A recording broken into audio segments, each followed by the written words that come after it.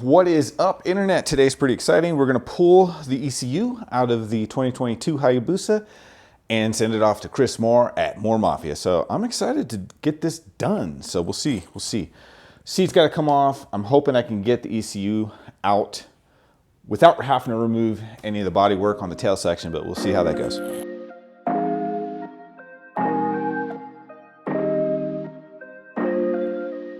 So one thing I'm definitely going to do is disconnect the ground on the battery, just because I'm paranoid and I don't want any chances of sparking or anything and ruining the ECU, because I can't imagine that would be a cheap replacement.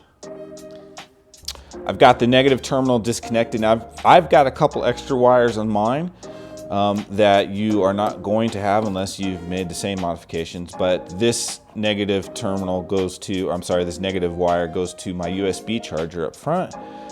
And then I stuffed the stock battery connection and my my winter charging connection. So this one goes to the quick connect for, what the hell is that thing called? Battery tender. It's called battery tender. So this goes to my battery tender, and then this is the actual battery connection, your ground to the bike. So stuffing all this stuff out of the way. We don't want it to accidentally touch the ground on the battery. This is a strap. Just goes on like that. All I did was use this little flat tip screwdriver and push the strap buckle off the end, and then that just comes right off. Last but not least, we've got 3 plugs we need to disconnect. Those are some hefty plugs, man. It's a big ECU. There's a lot of shit going on in there.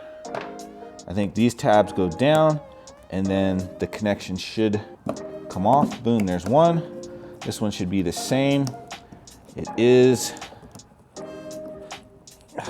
There's enough room. Once you disconnect the strap, you can slide the ECU up and down, and this is pretty easy to get to, so I'm happy about that. What do we got here? What's going on here? So this one's different, that's for sure. I'm trying to figure it out. So interesting. So it's basically got a locking lever on top. Never seen one like this before. So in the center is a button you can press down, and that releases the lock, and you press the lock forward and it comes off. Wow, easy. So there's your ECU. We're gonna send this off to Chris Moore.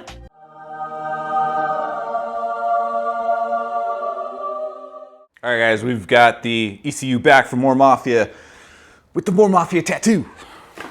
I like the color green, as you can see. All right, we've also got this checklist, which basically tells you everything that you need to do and everything that they did to the ECU. So for example, fuel map has been optimized, O2 sensors have been eliminated, and they've got this note off to the side that basically telling me I need to unplug the O2 sensors.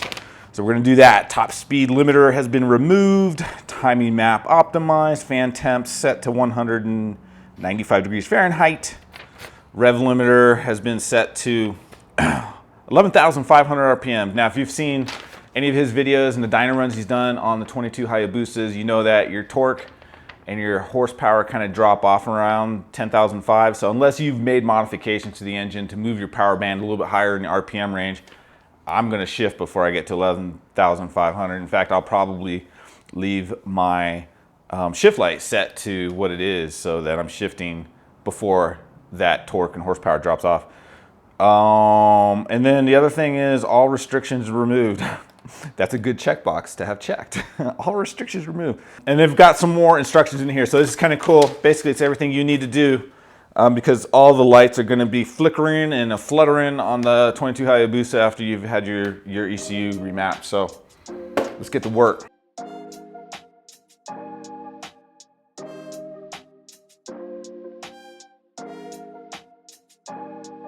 Where the strap hooks in, you can see that right there. There's one there, and of course there's one on this side.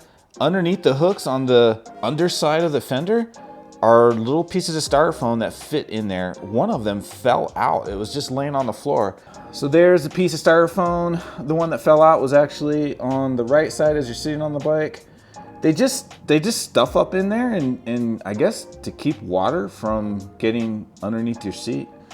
Anyway, I thought that was interesting. So before I plug up or reconnect the ground to the battery, I'm gonna go ahead and pull the O2 sensor so that when we do reconnect the ground and turn the bike on for the first time, it is ready to go. So I'm gonna go ahead and knock out the O2 sensors, disconnect those, and then we'll put the ground cable back on the battery, turn the bike on. Okay, next step is we're going to loosen the side fairing so that we can create some space between the frame and the engine and get to the O2 sensor wires, which run from the exhaust about right here up through the side. I think we're gonna have to take the tank cover off and prop the tank up to get underneath the tank.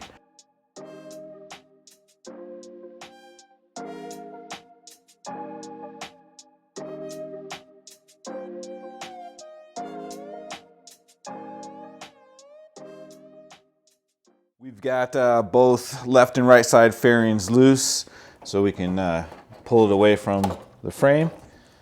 And then we've got the tank obviously propped up. Okay, these are a little bit of a pain, not gonna lie. So here's the right side O2 sensor. Now I've taken off my lower fairing. You don't need to do that, but I need to do an oil change. So one of the first things I'm gonna do when we fire the bike back up is change the oil. So it makes it a little bit easier to see the O2 sensor, but you don't have to take the lower fairing off. Again, I just did that so I could do an oil change. So if we follow the O2 sensor, it runs underneath the gas tank. And if you follow the cable, it's actually easier to see it from the other side of the motorcycle. It's hard to see it. I'm gonna move it up and down, but the stupid ABS block is in the way. If you don't know, this is the ABS pump right here. So you can see lines coming in and out on the top. There's more lines on the side, but that's your ABS pump. So it's kind of obscuring our view a little bit. That's the O2 sensor plug from the right side. So here's your O2 sensor on the left side. This wire runs up behind your clutch, hydraulic clutch actuator there. And then this harness here on the back side of it is the O2 sensor plug for the left side. All of this wire harness right here, but that's the O2 sensor plug right there. So we've got to unplug that guy, and then we need to unplug the one on the other side of our ABS pump here. It's a little bit easier to see now because after I disconnected it, I pulled it above the wire harness coming off of your ABS pump. It was below the ABS pump wire harness before. That just made it a little bit harder to get to, a little bit harder to see. But now I've got it disconnected and I just zip tied both ends to an existing wire housing there. O2 sensors are disconnected, zip tied, tucked away nice and neat, and battery has been reconnected. So we're just gonna follow the instructions the Moore Mafia crew has given us. Basically, we're gonna turn the motorcycle on, but not start the engine. To turn it on, wait 10 seconds, turn it off, wait 10 seconds, turn it back on, let it idle. I'm gonna let mine get nice and hot because I wanna change the oil.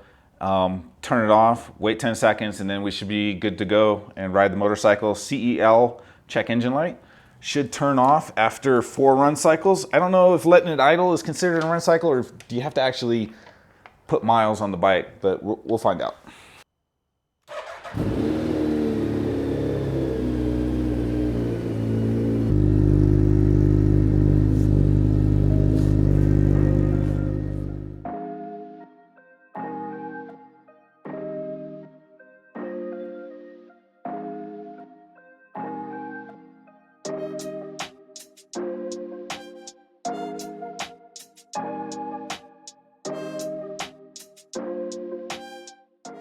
Well, it sure feels good to ride the bike again. I said it earlier in the video, I'm not sure if a run cycle includes mileage or is that just turn the bike on, run the engine, turn the bike off. So I'm gonna go with it includes miles. And so this is technically the first of 4 run cycles. You can see we've got the check engine light and then a warning light on the left side of the quick shifter light, or the not the quick shifter light, the rev limiter light. Yeah, there's so many lights. I can't remember all their names. Another thing that's interesting is the FI and hill assist are flashing right next to the clock. Not sure if my user one profile data is still going to be there after it's been flashed, but we're going to find out as we end run cycle number 1. B, U3, U2, U1. That looks like it still has my settings. Traction control is off, power mode 1, quick shifter mode 1. Actually, I'm going to turn the bike off so we can call this a run cycle. Leave it off for about 10 seconds. So if you're waiting to hear like pops and bangs, I opted out of that feature. I think that's super cool that he can change the tune and include that as an option. Obviously it's good for business, you know, you can charge a little bit extra for the pops and bangs, but I don't know, to me it's just kind of okay. I'm not really a fan, so I opted to not get the pops and bangs. Colorado uses a lot of gravel during the winter time, so gotta be on the lookout.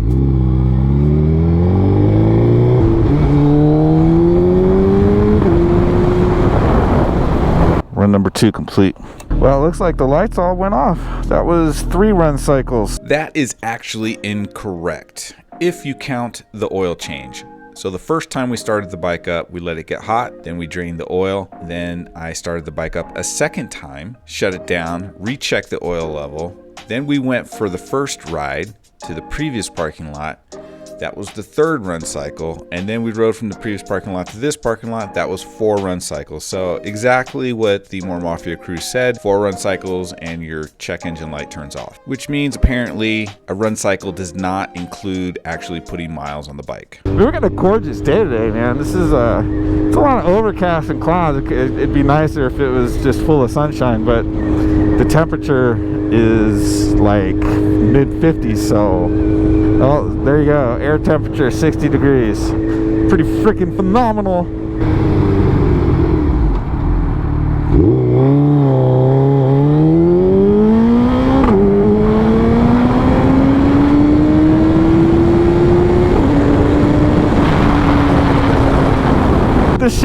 The quick shifter still has its, I don't know, flaw in it where it just hesitates. Like, you lose power for a second, you felt it there. I don't know what gear it was, first to second, I think. So that didn't go away, but that's probably something that needs to be fixed by Suzuki. Goddamn, man, it's still a Busa, still quick as all get out. I didn't see my shift light come on, so I need to check those settings and see what it's set at. I know that they extend the RPM limit to like 11.5 or 11.3, something like that. Went so slow here, people. I want to say it feels a little bit more spunky, like right off idle, like when you just first like crack open the throttle. It just feels like it wants to go just a little bit quicker. State Patrol, port of entry. I wonder if I passed them when I got on the interstate. Okay, so, and there's a trooper there. Oh my gosh, there's troopers everywhere. Yeah, that's definitely a cop, man. He's got a buddy. That's definitely a cop. And they're following each other with the port of entry, and I probably just did that run right in front of all those guys. Awesome. It's not going to be like a night and day difference. Simply getting it flashed is it's not going to be like a completely different bike. And you shouldn't expect that. He's had a couple of boosters on the dyno, so I mean, you should go watch those videos. I think the gains, if I remember correctly, is somewhere on the magnitude of 7, maybe 10 horsepower. But the cool thing is, he gets 7 or 10 horsepower almost across the entire RPM band, and that's awesome because that means all the horsepower gains he's getting are usable on the street, which is where a lot of us are riding. That's where I ride, on the street. It's over. It's done. Last but not least, they're pretty fast. Moore Mafia crew is pretty fast. They had the ECU for 2 days and shipped it back to me. Most of the wait, like the whole process took weeks, 2 weeks I think, but that was all just me using the slowest cheapest, because I'm cheap, shipping method, which